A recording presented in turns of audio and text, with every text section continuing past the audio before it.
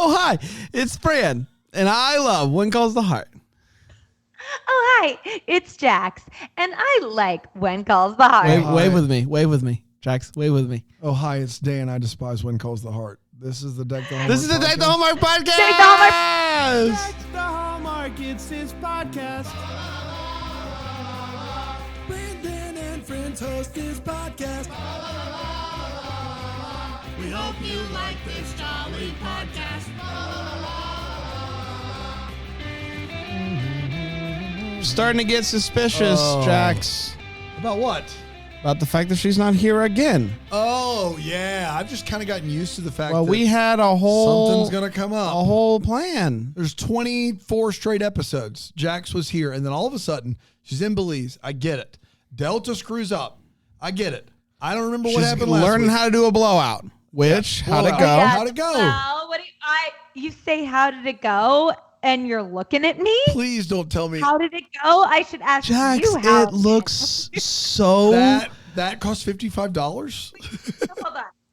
Well, no, wait, maybe it's... Philo.tv/DTH. Jax, it looks so good. So good. I did it myself today, though. That's fine. Yeah, so buddy. You saved $55. Can I tell you something? Producer Aaron helped me out a great deal because I left last week's conversation thinking, in New York City, you can go get a haircut and everything in a style for $55.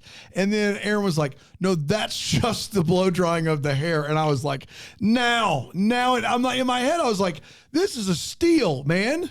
That's less than what my wife pays. I was wondering why you were so impressed. Yeah. I'm glad Aaron could watch that. That's too much money. To make sense. A fountain drink's $5 in New York. There's no way you get a haircut and style for $55.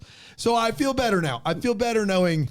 But I am proud of you. That's you're saving money. Yeah. You're blow drying your own hair. It's amazing, bro. This is amazing. Man, this is amazing. We can do anything. We really can if we put our minds to it. How was that? How was the actual tutorial? Was it helpful? Oh my gosh. Okay. So Christy Stone, I love you if you're listening. Christy Stone, what's up? No, she's incredible. She walked me through it. She's like, well, first of all, you're afraid of your curling iron. Turn it up to 400.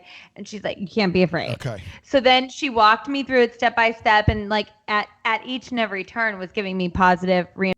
It doesn't go as well when Christy's not on Zoom cheering me on, but it's just the price I have to pay for not wanting to pay. It's the price you have to pay for not wanting to pay. Yeah, that makes sense. Yeah. Maybe, can I ask you how much did you pay someone to teach you how to do something so that you don't have to pay? $60. Oh, okay. So you paid for one, and you got one out of it. So that's great. Oh yeah. Yeah. No, that's smart. Teach Amanda fish. Yeah. Teach Amanda fish. That's right. That's right. Maybe you can teach us during the marathon this year. We'll all get. Oh, actually, I would happily get on during the marathon and show, experiment on everyone. Whoever wants to come in. Yeah, I'm happy. Yeah.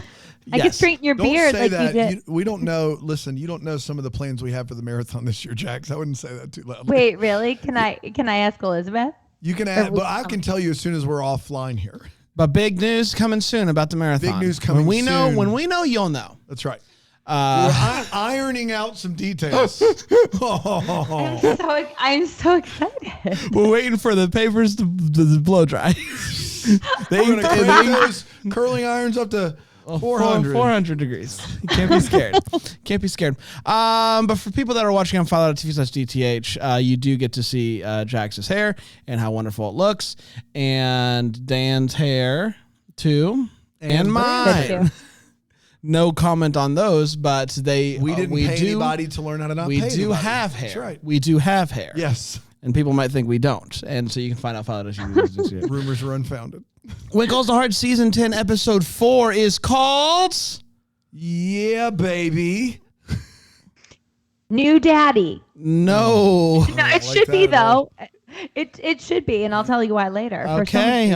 It's called Great Expectations.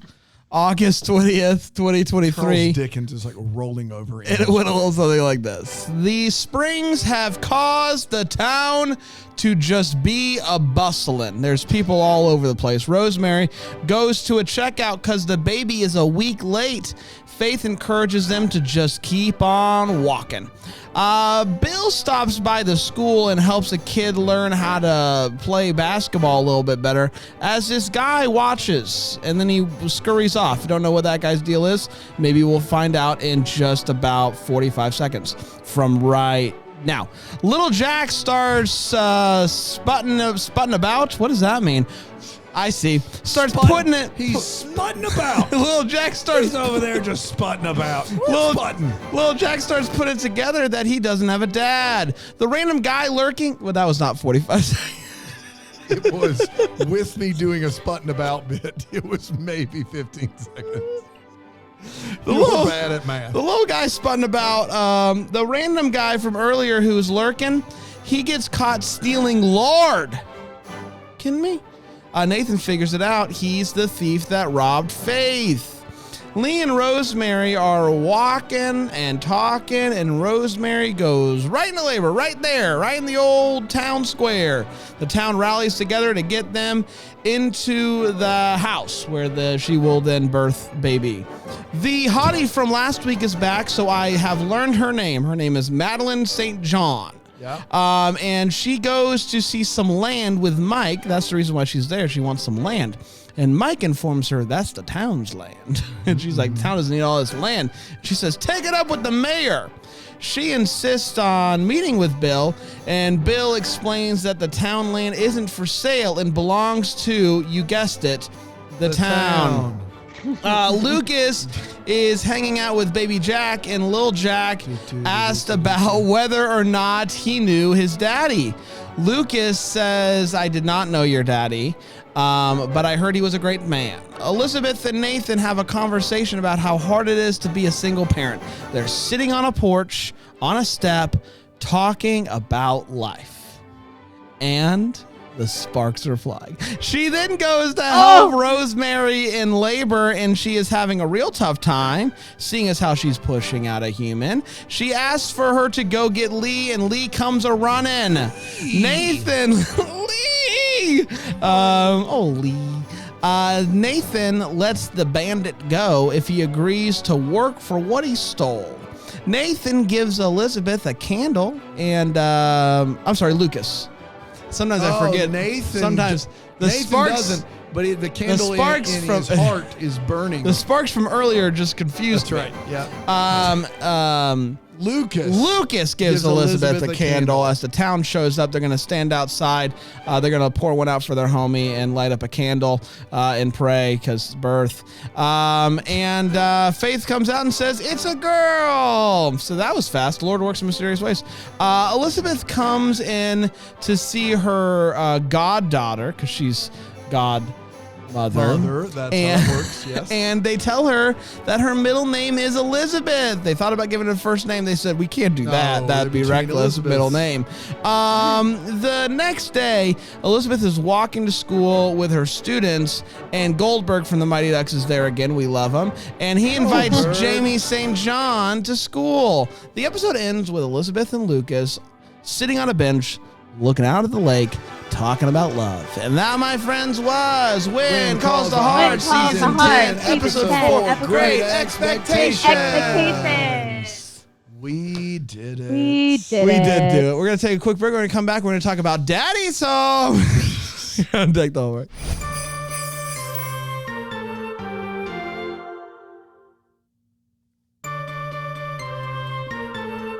Welcome back. All this daddy talk reminds me. Ted. What is Ted up to these days? What is Ted? We never got to why you're not here. Yeah, we didn't. Oh, well, no. So Ted and I are actually traveling next week. So next week I'll be in Ireland when I'm doing the show. So he said, baby girl, you need a break for this week.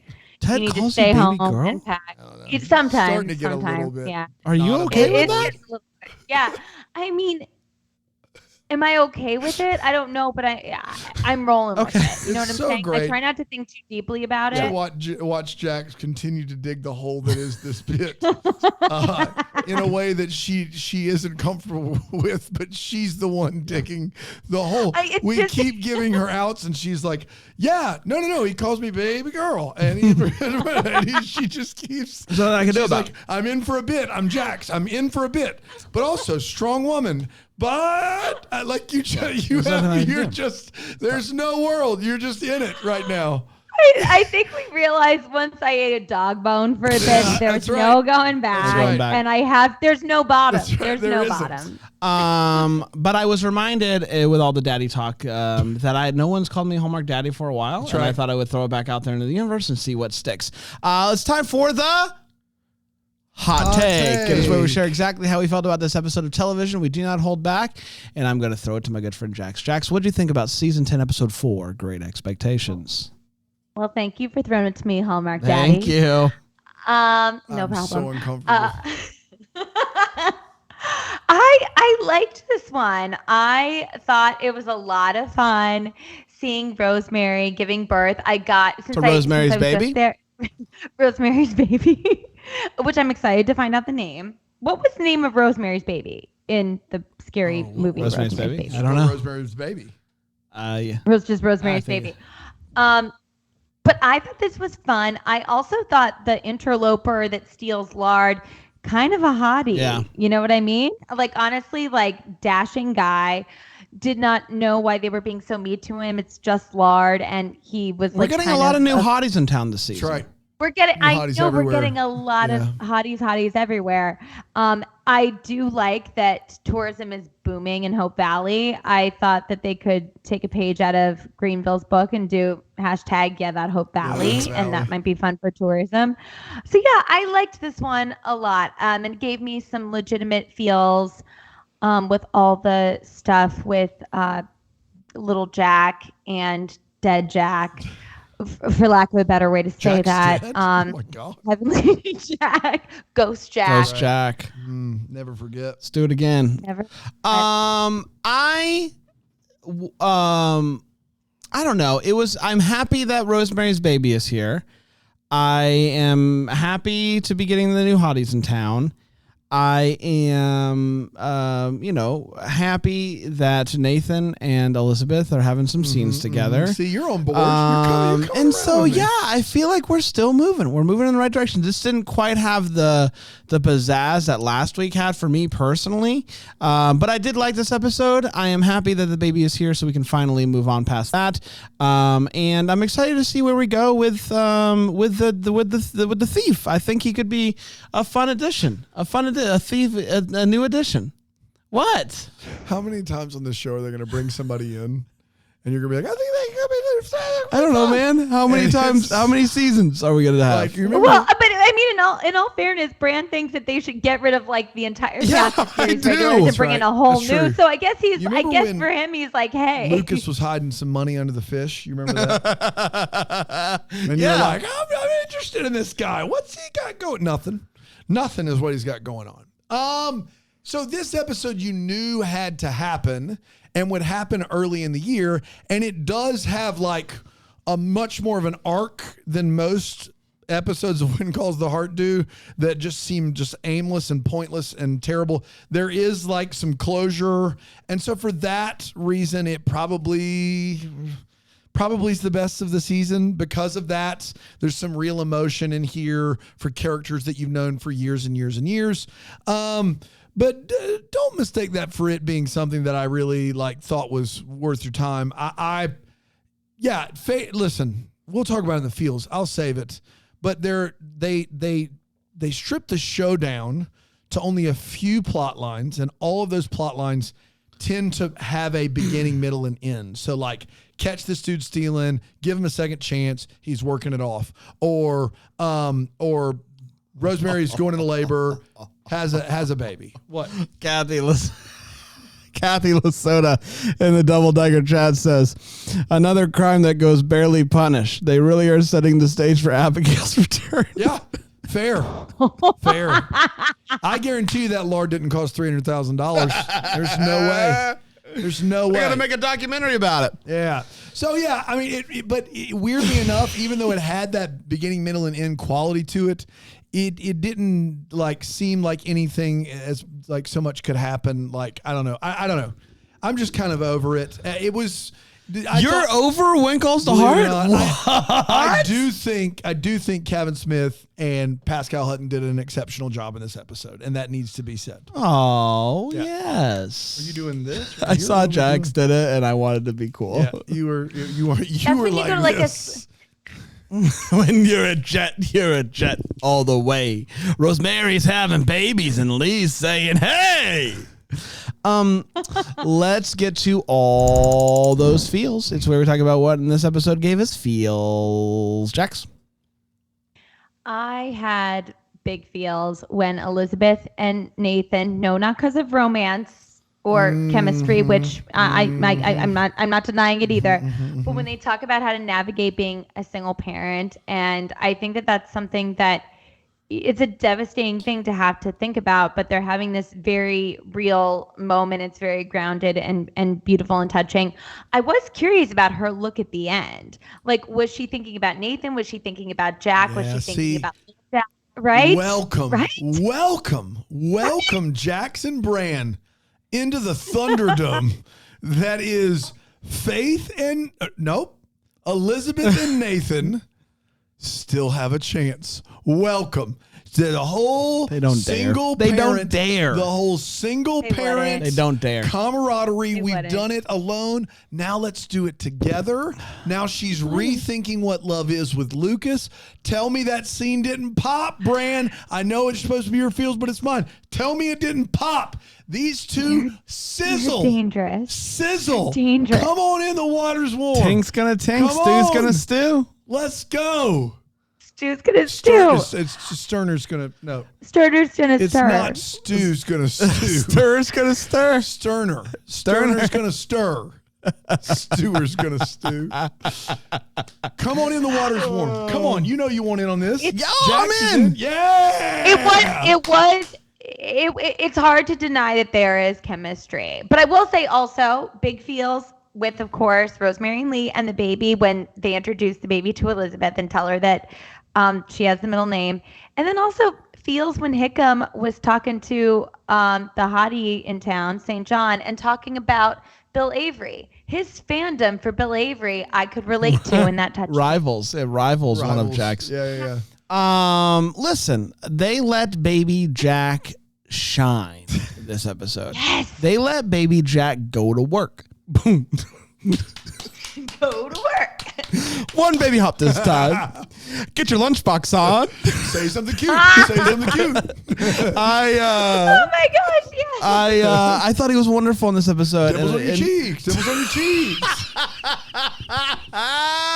And I gotta say, having baby Jack be like, where's my daddy? It worked for me. It gave me feels, and I let baby Jack go to work more. Let that kid shine. He's a star, I tell you. Dan, do you want to do anything else with what you got? You got it. Elizabeth, Nathan, you get it. Sizzle. Come on board. Come on. Stew's let's gonna do it. stew, you know what I mean? It's not. It ain't over till it's over. no, I'm it's just not. saying. Just saying. Let's get it back. When's it over?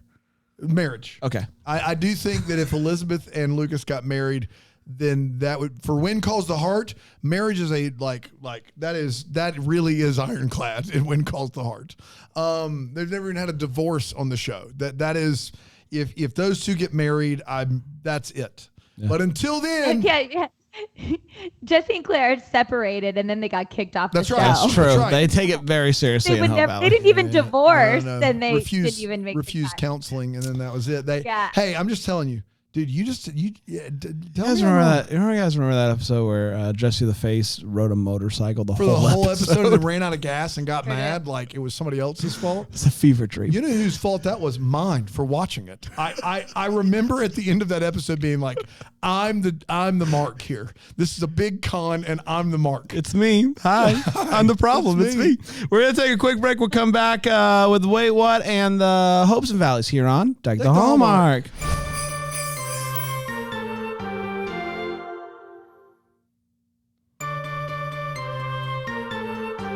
Hello, everybody. Welcome back. Happy Thursday to you. Hopefully your week's been good and your weekend's going to be even better. We're talking about When Calls the Heart, Season 10, Episode 4. We got a little whirly-twirly there. It's time for the Wait What, is where we talk about what in this episode of television made us go, wait, what? And I'm going to start with you, Jax. Jax? I have 3 little ones. One is from Sheila. She was asking if May's working at the cafe now. I guess she is. I guess she's part of the cafe now. Who's working at the And ice cream store pharmacy? Everyone in town. I thought she was working at the soda fountain pop. Yeah, I feel like she's got enough on her plate, but there she is. And then I had 2 things that I just need to bring up in the name of feminism. I feel like it's my duty. When Nathan, you go, baby girl.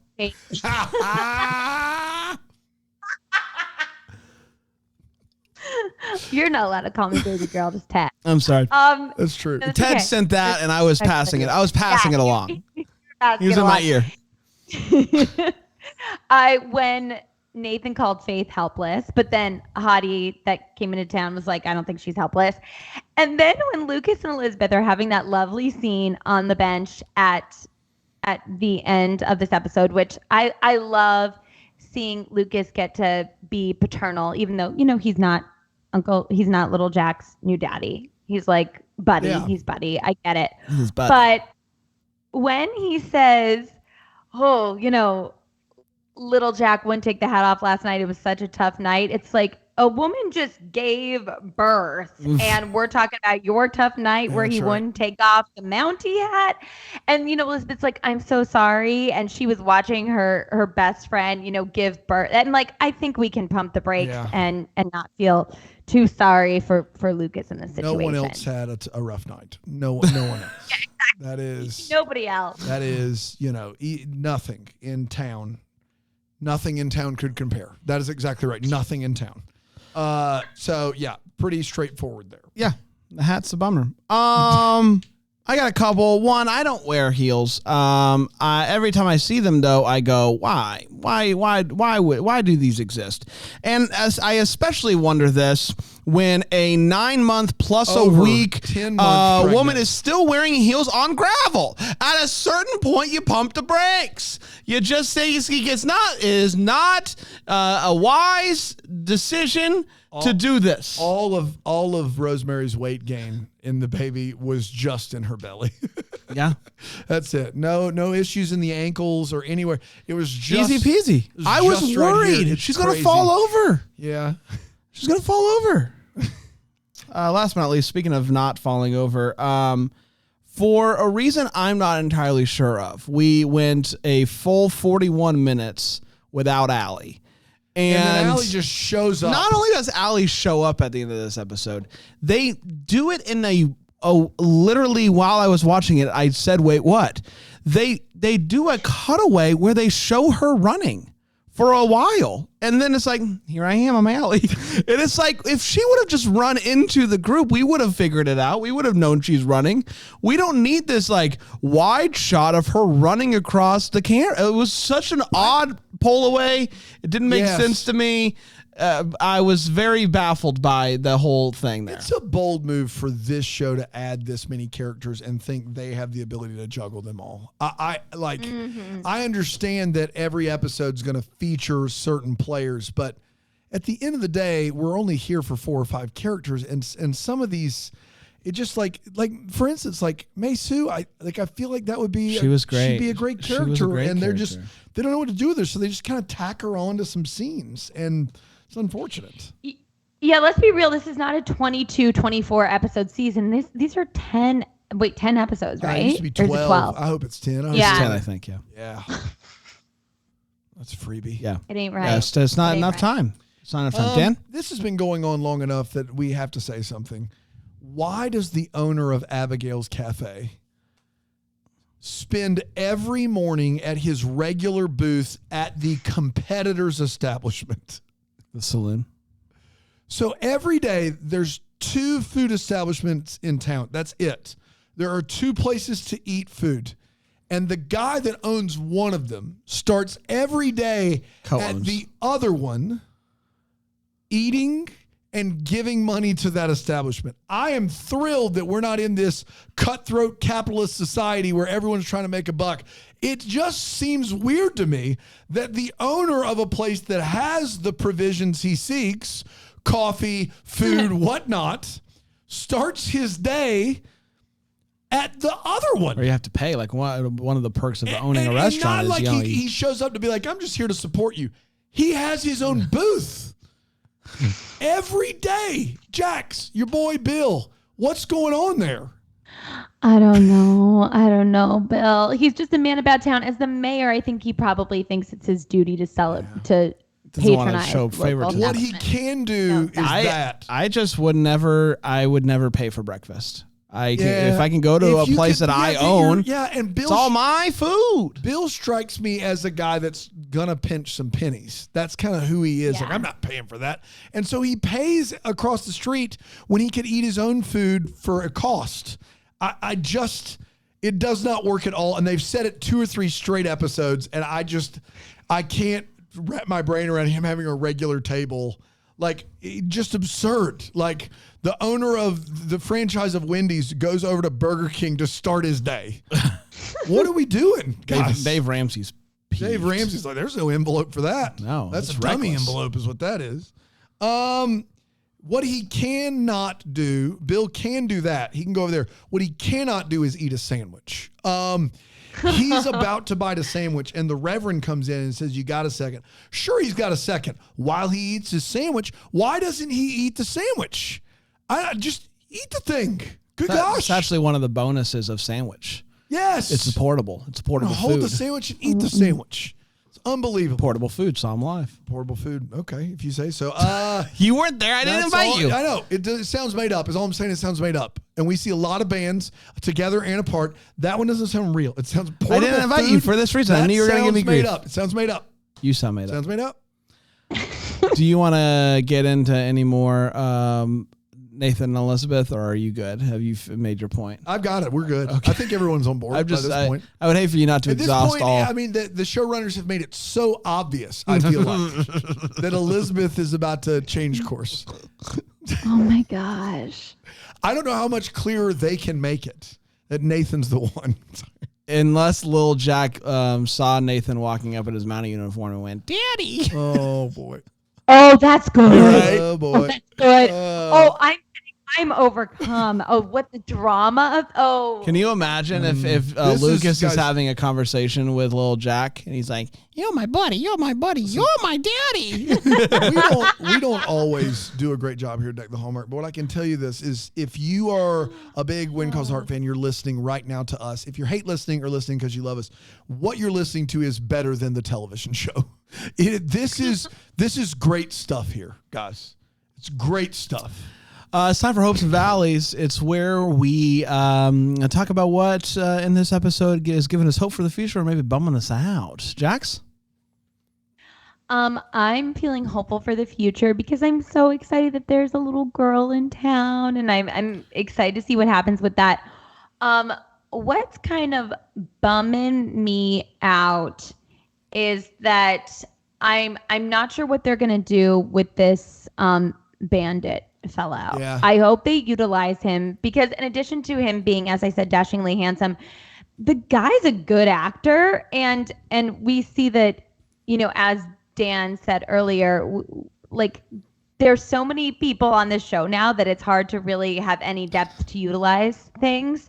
Like Martin Cummins is there giving like the performance of his life, but we get like a minute and a half. So yes, it does bum me out. The fact that this guy's a good actor means we will not see him again. That is it. It's over. You worked. What about this one? You're good to go. What if Faith starts falling for him? It's a love triangle. Faith, Bandit, Nathan. Nathan loses out again. And the bandit's So name is Lucas. Oh, can I ask you guys a question? No, we know who the godmother is. It's Elizabeth. Are they going to ask Lucas to be the godfather or Nathan? Could that be drama? Like, what's going to happen there? Man, Yeah. getting real. Or it'll be everybody's obvious first choice, which is Bill Avery. Godfather Bill Avery. Godfather He's everyone's Bill. godfather. Clearly. Father Bill, of course. Yes. Um, Quick guess on the first name. since this is where we are in life. Petunia. The first, Petunia Elizabeth Coulter. What about you? Lily Elizabeth Coulter. I'm going Dawn Elizabeth Coulter. Dawn. Dawn Elizabeth Coulter. She's gonna smoke right out of the gate. Dawn. It's a new dawn here on When Calls the Oh, Heart. it sure is. As Elizabeth is about to switch back over to new. It's a new dawn. It's a new day. See, that's the ad Really campaign. good. From a Yeah, few it years is. ago. See what we did? Remember that with the triangle? It was fun. Man, we are doing it today, guys. My hope, well, I will say this. My valley is that we didn't get to see the wonderful springs in this episode. They were talked about. We didn't get to see them. It's the first episode all season we didn't see the springs. At the beginning. We saw the springs. They were at the springs. Take it away. I loved it. This episode rocks. No, it was just a tease, Bran. It was just a tease. They didn't give you enough. It was there. My biggest fear is that we're not going to get to see Bill in the springs again. Because there's so many people, and that I think is a detriment. My hope is once again, I just want this new life that we're getting to get to do something of substance, and until I'm proven wrong with Stu, I'm sorry, with stir and stuff. Sturman stirring the pot here. Stu, yeah. I'm going to stay hopeful that this new life that we're getting in the show is going to prove fruitful. Dan? My valley is the Don't laugh. My valley is the Gowan storyline. I am terrified that the Reverend is going to take Gowan under his wing and do this TV witness thing to him every week. And like quote kind of scripture verses, but not correctly.